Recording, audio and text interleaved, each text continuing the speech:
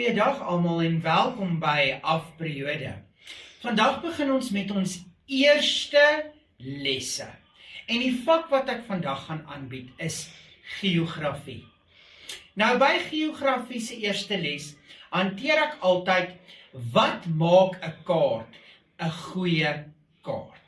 Nou daar's 4 aspekte wat 'n kaart 'n goeie kaart maak. Ons eerste aspek waarna ons kyk is 'n skaal.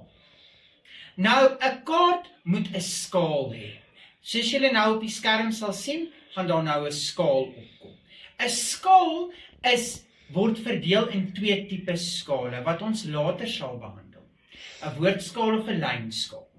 Goed, maar in hierdie geval sê 'n skaal vir jou hoeveel sentimeter is hoeveel kilometer in die werklike lewe, sodat jy kan uitwerk van punt A na punt B hoeveel kilometer dit gaan wees. Tweedens het ek goeie kaart sleutels nodig. Sleutels maak deure oop. Nou 'n kaart se sleutel is presies dieselfde. Soos julle op die skerm kan sien, is daar nou 'n kaart met verskillende prentjies op. Daai prentjies is die sleutels tot jou kaart. Onder in die hoek van enige kaart sal daar 'n blokkie wees met prentjies op. En langs hierdie prentjies sê dit vir jou wat hierdie prentjie voorstel op jou kaart. So met ander woorde, 'n boom op hierdie kaart sê vir jou, hier is 'n boord van bome wat hier geleë is in daai area. 'n Swart lyn sê dalk vir jou, hier is 'n nasionale pad. Blou strepe wat soos, hoe kan 'n mens sê in Afrikaans, praat ons van die see se golwe is, dui vir jou water aan op 'n kaart.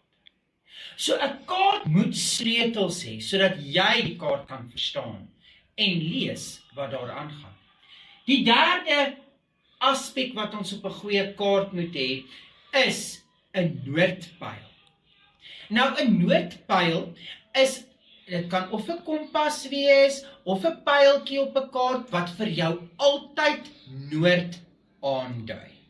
Sodat jy kan weet hoe hierdie kaart gedraai is, sodat jy hom kan lees. 'n Noordpyl sal altyd vir jou noord aandui. Die laaste ding wat 'n goeie kaart benodig, is 'n naam of 'n opskrif.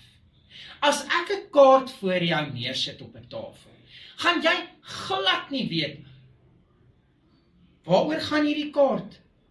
Wat se kaart is dit? As hy nie 'n naam het nie.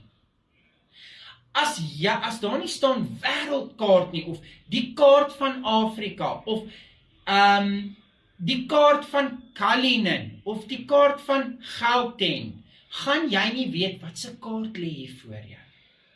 So die kaart moet 'n naam of 'n opskrif hê, soos julle kan sien in die prentjie hierbo. Daai is die naam of die opskrif van die kaart, so jy weet waarmee jy besig is op daai werklike stadium. Ek hoop julle het hierdie les oor wat 'n goeie kaart benodig geniet. Mag julle 'n wonderlike pouse hê en ek sien julle die volgende afperiode. Totsiens.